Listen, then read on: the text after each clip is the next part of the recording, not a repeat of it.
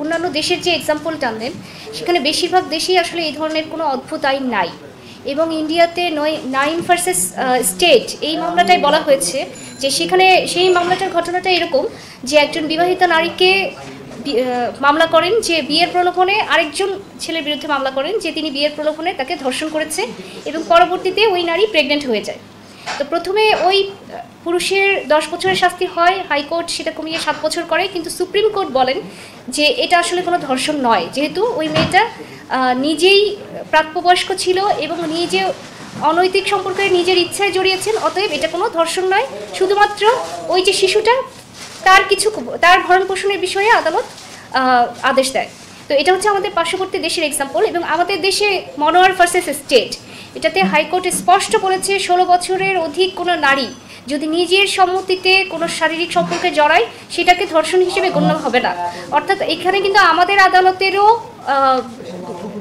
বক্তব্য একেবারে সুস্পষ্ট রায়ের মাধ্যমে, এবং এটা আমাদের জন্য প্রেসিডেন্ট হিসেবে, অর্থাৎ এটা আমাদের জন্য binding upon the subordinate court. তো সেই ক্ষেত্রে এই যে মামলাগুলো নেওয়া হচ্ছে এবং মামলাগুলোর প্রসিডিংস চলছে, সবচেয়ে বড় বিষয় হচ্ছে এই নারী শিশু নির্যাতন দমন আইনে কিন্তু আছে যে ধর্ষিতার নাম, পরিচয়, ছবি প্রকাশ করা যাবে না।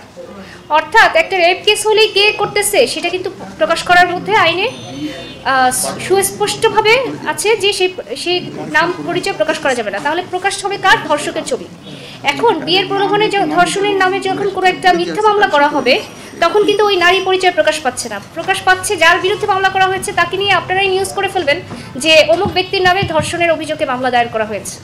পরে সেই মামলার কি হবে হবে না সেটা তো পরের কথা, তার যে সোশ্যাল ট্রায়ালটা হয়ে গেল, মিডিয়া ট্রায়াল হয়ে গেল, তার যে ক্ষতিটা হয়ে গেল, সামাজিকভাবে সে জানলো যে সবাই জানলো সে একটা রেপ কেসের আসামি, কিন্তু প্রকৃত অর্থে তো সে সেই রেপিস্ট না।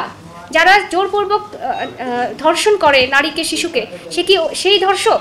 অথচ যখন তার নামে সব জায়গায় এটা ছাপা হবে তার ছবি সহ যে এই লোকটা রেপ কেসের আসামি, পরে কি হবে হবে না সেটা তো 4 বছর পরের কথা, ট্রায়াল হলে বিচার হয়ে তারপরে সে খালাস পাবে কি পাবে না পরের কথা।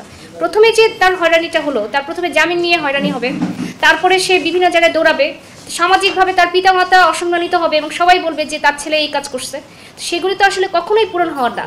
তাই আমরা এই ধরনের মামলার বিরুদ্ধে ভয়েস রেজ করতে চাই এবং আমরা বলতে চাই যে এই ধরনের মামলা যেন গ্রহণ করা না হয় কোনোভাবেই, যেহেতু এটা আসলে প্রকৃত অর্থে কোনো রেপ না।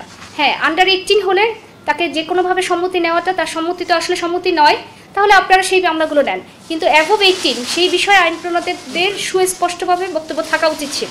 কিন্তু তারা যেটা করলেন, তারা বললেন যে হ্যাঁ সম্পর্ক থাকতে পারবে, তার আস্থাভাজন হলে তার সাথে প্রণয়ের সম্পর্ক থাকবে, যেই নতুন খসড়া আইনটা 2025 সালে সেটাকে বলতেছি, কিন্তু সেটা কোনো অপরাধ না, শারীরিক সম্পর্ক অপরাধ না। অপরাধ কখন? যখন সে বিয়ে করবে না। এখন এই বিয়েটা কত বছরের করবে না সেটার কোনো কিছু নাই, আর অপরাধ কার? শুধুমাত্র পুরুষের। তো এই ধরনের যে লিঙ্গ বৈষম্যমূলক আইন, অর্থাৎ একটা আইন কিন্তু লিঙ্গ বৈষম্যমূলক হতে পারে না।